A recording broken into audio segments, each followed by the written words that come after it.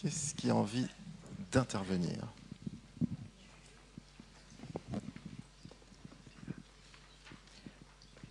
Si vous voulez bien à chaque fois vous présentez. présenter, et puis on prend 3-4 questions, on fait pareil que tout à l'heure, ça vous va? On peut. Ouais. Oui, donc c'est Dominique Le Fur, paysagiste conseil Andréal Hauts-de-France. Je m'interrogeais sur ce qu'a dit M. Paulneau sur l'acceptabilité locale. Nous, on a une région qui est éligible pour l'énergie photovoltaïque et surtout éolienne. Et l'acceptabilité locale n'est quand même pas un point fort.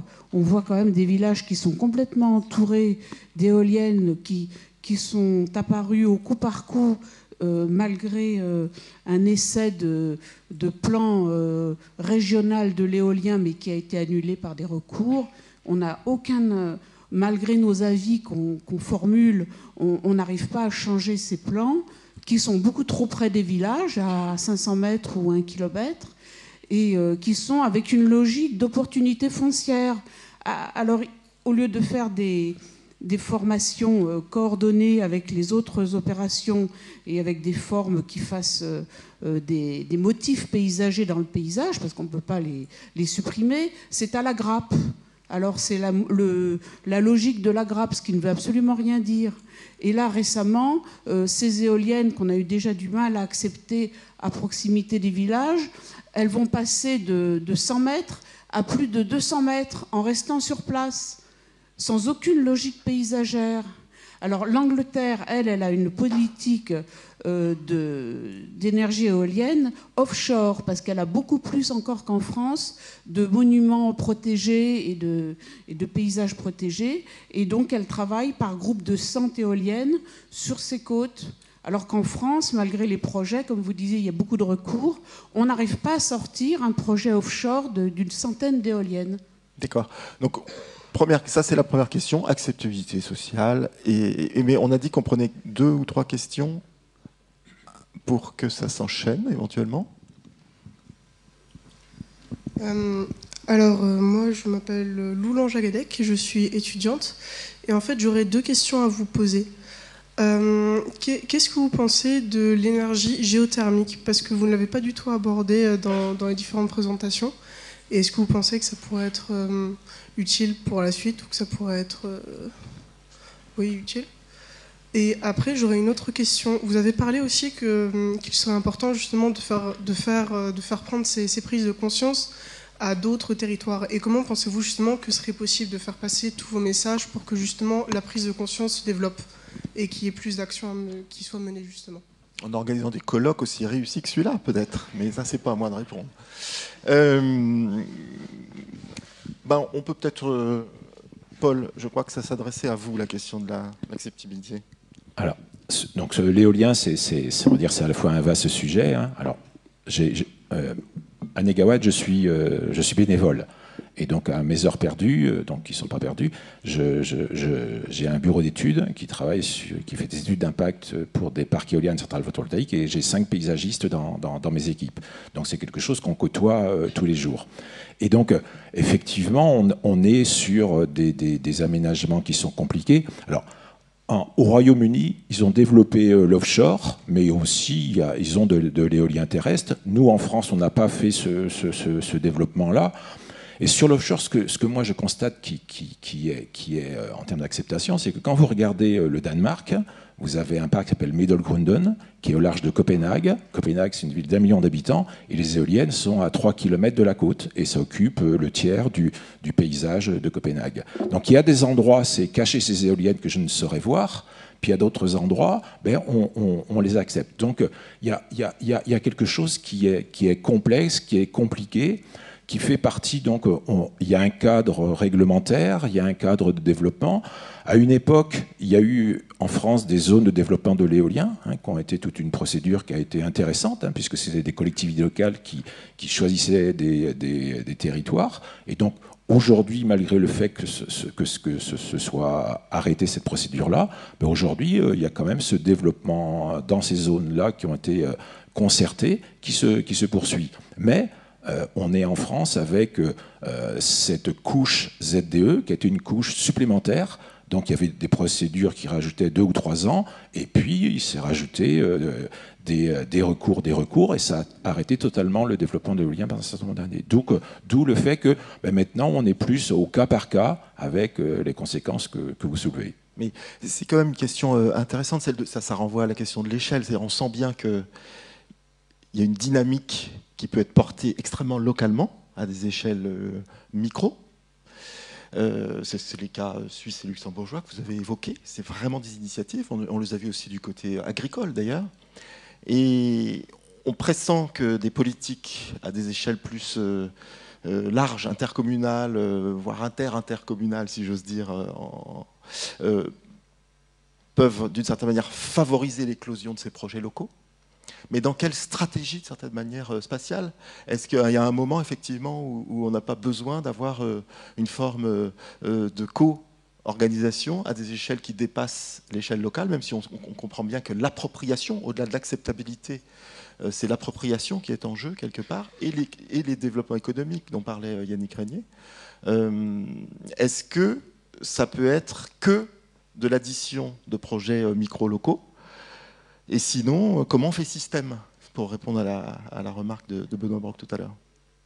Sans perdre l'efficacité, la dynamique, l'urgence dont vous parliez. Sans mobiliser la parole, puis après je peux laisser la place. Ce que je vois qui est important, c'est cette volonté locale. Parce qu'à partir du moment où il y a une volonté locale, qu'il y a des gens qui veulent faire un développement, ils s'encadrent, ils réfléchissent et ils choisissent des lieux. Parce que ce que nous, on voit, nous, dans le développement d'un éolien, moi je dis qu'il y a 3 choses qui sont importantes. C'est le choix du site. Après, sur ce site, construire un beau projet. Ça a été indiqué, vous aviez employé le terme de grappe ou de ligne. Donc ça, c'est un autre travail. Et puis, c'est tout le travail de concertation, d'explication. Et ce choix du site, au départ, il est quand même essentiel. Et là, ça, c'est complètement du ressort des collectivités, des communautés de communes, de tout ça. Alors après, le comment, moi, ce que je vois, c'est que les outils qui ont été donnés à une époque, ça entraînait une complexité. Donc moi, je le vois plus au niveau d'une volonté, et donc pas obligatoirement avec des outils réglementaires à mettre en œuvre, mais une vraie volonté locale de faire quelque chose. Et puis après, il y a éventuellement un PLUI ou autres documents qui vont servir à encadrer ce développement. Yannick. Oui, donc effectivement, aujourd'hui, les collectivités locales, évidemment, sont en premier plan sur cette question-là, à une échelle un peu importante. Mais collectivités locales, j'entends plutôt à l'échelle du Touarçais, c'est-à-dire intercommunalité, ou même échelle supérieure. Je prends un exemple très, très probant pour nous, le parc naturel régional des Grands Causses, autour de Millau, en Aveyron. C'est un territoire qui s'est saisi de la question des conditions du développement de l'éolien à travers son schéma de cohérence territoriale. C'est pas complètement opposable d'un point de vue juridique. Par contre, d'un point de vue politique, c'est juste ultra puissant. C'est-à-dire qu'en gros, il n'y a plus un développeur qui va débarquer maintenant sur le territoire sans que le territoire ait été impliqué, donc territoire au sens des collectivités et des acteurs. Ça va même plus loin. Ils ont posé dans le document d'orientation du SCOT l'obligation pour les collectivités locales de prendre des parts dans tous les nouveaux projets éoliens. Ce qu'on demandait à l'État à un moment donné d'imposer, qu'il n'a pas voulu faire. On peut le comprendre, mais du coup, au niveau local, encore une fois, j'insiste, c'est une sorte de rapport de force positif sur les conditions de montage de projet. Après, je voulais préciser quand même une chose sur l'éolien, les questions du paysage, parce que c'est vrai que c'est un des objets les plus probants. La vertu des énergies renouvelables, et notamment en particulier de l'éolien, c'est que ça se voit, comme le nez au milieu de la figure. Et on pourrait admettre d'ailleurs que le visage de la transition serait un peu incomplet s'il manquait l'éolien, parce que Paul n'a pas eu l'occasion de le préciser, mais c'est évidemment un des moyens de production les plus compétitifs, les plus performants, qui va compter dans le mix énergétique. Tout le monde est d'accord là-dessus. L'ADEME, ministère y compris, les scénarios vont tous dans ce sens-là. Et par contre, ça va nous obliger à penser la reterritorialisation de la question de l'approvisionnement énergétique. Et ça, c'est très très fort. Et aujourd'hui, ça a été bien mentionné, notamment par Hervé Pignon ce matin, puis tout à l'heure de la même manière, côté pôle métropolitain, c'est qu'aujourd'hui, en fait, on se rend compte qu'on a des paysages qu'on estime être beaux, mais ils sont beaux parce qu'ils ne portent pas du tout le poids de la charge énergétique de nos modes de vie. C'est-à-dire qu'en fait, ces paysages-là, en fait, ils sont les gens râlent parce que personne ne se rend compte. Alors les gens râlent, du coup, je mets peut-être certains d'entre vous dans le pot commun, parce que les paysages qu'on estime être esthétiques aujourd'hui, en fait, traduisent un régime énergétique et un régime économique qui est basé sur le pétrole et sur l'atome en particulier, qui est effectivement un régime invisible. Et donc le fait de faire réapparaître dans le territoire des objets, ça nous permet de renouer autrement avec le territoire, premièrement, et deuxièmement aussi d'inviter à la sobriété. C'est-à-dire qu'en fait, on commence à réellement prendre conscience de l'impact en termes de marque sur le territoire de nos modes de vie, et ça va sans doute être un des vecteurs, évidemment naturellement pas le seul, mais qui va concourir à une autre appréhension des questions d'énergie. Plus que l'autonomie énergétique, finalement, ce qui est intéressant, c'est la notion de responsabilité énergétique. C'est comme ça que je le ressens. C'est-à-dire le fait qu'effectivement, il y ait reterritorialisation de la production d'énergie. C'est pas simplement parce que ça produit de l'énergie, c'est aussi parce que ça produit de la conscience de la consommation. Et donc une forme de responsabilité sur la sobriété. Enfin, c'est comme ça que je le perçois. Il y avait une question sur la géothermie. Ah, vous voulez peut-être aussi réagir?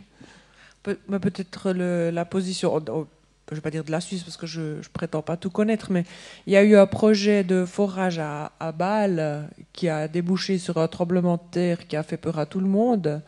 Et puis du coup, ils ont sondé tout l'arc jurassien et puis la géologie, les géologues étaient assez unanimes pour dire que c'était un endroit qui ne s'y prêtait pas du tout.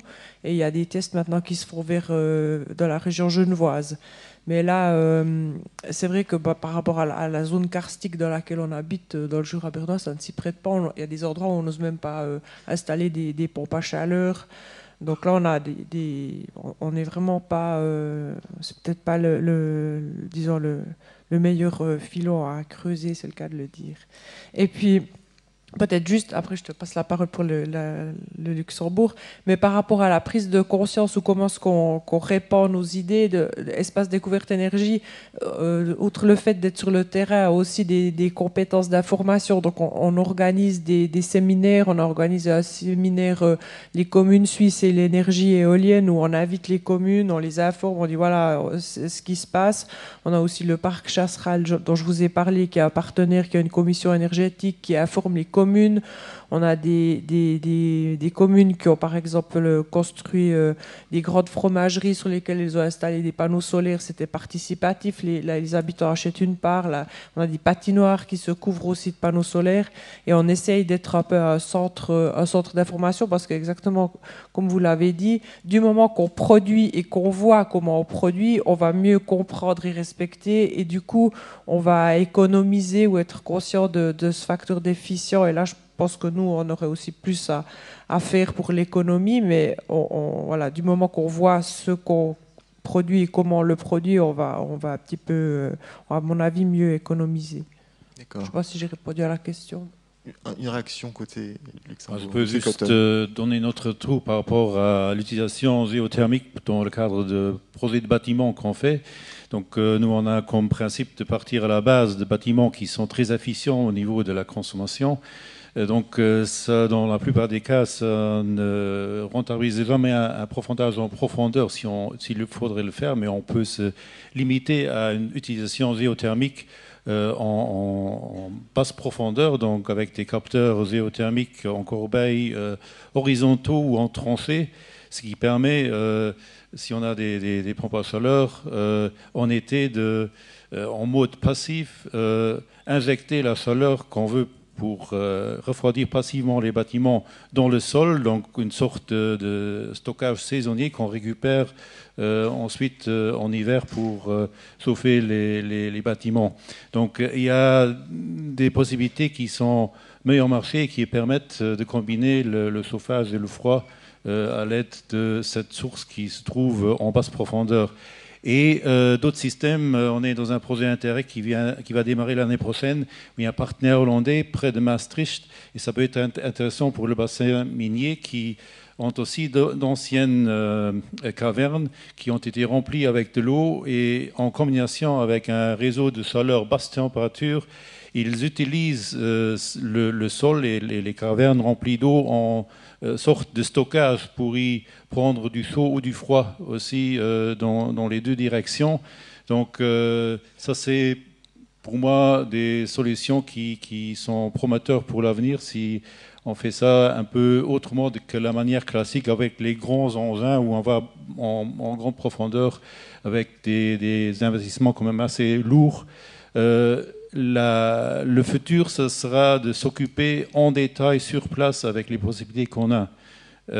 Et pas se reposer sur le fait que peut-être il y aura dans la région ou quelque part un super grand projet qui va nous faire la vie facile. Il faut faire son travail sur place et faire un maximum avec ce qu'on a sur place. Et là, il y a des choses à faire. Et l'aspect important aussi en termes d'efficience énergétique pour des bâtiments passifs, c'est pas d'arriver à les chauffer, mais d'arriver à les refroidir sans mettre trop d'énergie. Donc il faut travailler avec des systèmes passifs et là la géothermie vient bien faire l'affaire. Donc une autre forme de source géothermique. Yannick, sur la géothermie. Je vais juste laisser Paul répondre sur la géothermie, mais je voulais remettre en perspective. Je suis d'accord avec ce qui a été dit à la fin, et on nuance quand même un tout petit peu. C'est-à-dire que nous, on est à l'échelle entre l'initiative communale exemplaire et le scénario négawatt tel que et ADEME, etc., promu à l'échelle nationale. C'est l'échelle du territoire comme justement entité un peu où on va construire quelque chose de collectif à une grande échelle. Parce que small is beautiful, but small.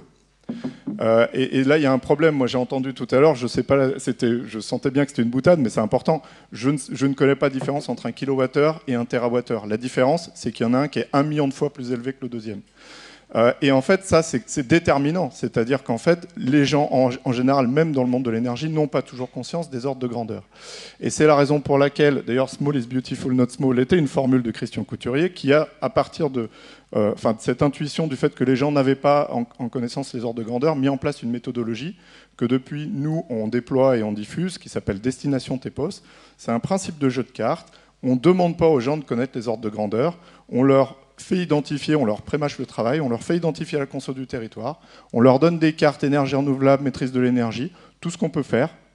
Ça découle du scénario négawatt. Ce sont les gens qui jouent, mais ils sont obligés de jouer des cartes qui les mettent sur la trajectoire d'être vers 100% renouvelable. Ça fait mal, parce qu'on n'a pas du tout conscience de ce que ça veut dire, ces ordres de grandeur. Mais il faut absolument passer par là, sinon on est tous morts. Enfin, je veux dire, hein. Et donc, c'est ce pourquoi, avec le collectif Paysage de l'après-pétrole, d'ailleurs, on articule nos méthodologies, et le collectif est en train de travailler sur un module paysager associé à cette méthode-là, qui est très pédagogique en elle-même, pour aller justement vers une meilleure appréciation et mise en œuvre qualitative, on va dire, d'un besoin quantitatif qui s'impose. Et donc, pardon, peut-être à Paul juste sur la géothermie, parce que c'est un peu en lien avec cette question du petit et du grand. Ce que je peux faire, c'est lister toutes les énergies renouvelables dont on dispose, hein, et je vais les donner pour faire un lien avec le scénario négawatt, de ce qu'on utilise le plus dans le scénario négawatt. En premier, c'est la biomasse solide et l'éolien, en sachant que l'éolien, c'est pour l'électricité. Il y a du biogaz, il y a du photovoltaïque, il y a de l'hydraulique, il y a du solaire thermique, il y a de la biomasse liquide, il y a de la géothermie, il y a des déchets, il y a des énergies marines. Donc on voit, c'est avec tout ça qu'on arrive à faire ce scénario négawatt. Mais je le redis, les deux premiers, c'est la biomasse solide et l'éolien. Et je ne sais pas si vous connaissez quelqu'un qui s'appelle Paul Hawken, qui a fait une approche drawdown, qui a fait une approche au niveau mondial pour savoir quelles sont les solutions pour limiter les émissions de gaz à effet de serre. La première, c'est tout le travail sur les gaz réfrigérants. Donc ils ont fait un calcul en disant, quand on regarde quelles sont les meilleures solutions quantitatives, donc la première, c'est faire tout le travail sur la gestion des gaz réfrigérants qui sont donc polluants. Et le deuxième, c'est l'éolien terrestre. Et après, il y a l'éducation, l'alimentation, hein, parce que le scénario négawatt est couplé avec un scénario qui s'appelle After 2050, qui a regardé comment en France on peut faire 100%, s'alimenter à 100% et produire aussi de la biomasse, de l'alimentation, de l'énergie, puis des matériaux pour la transition. Très bien, je vous propose qu'on en reste là. On est au bout de notre timing. Merci beaucoup.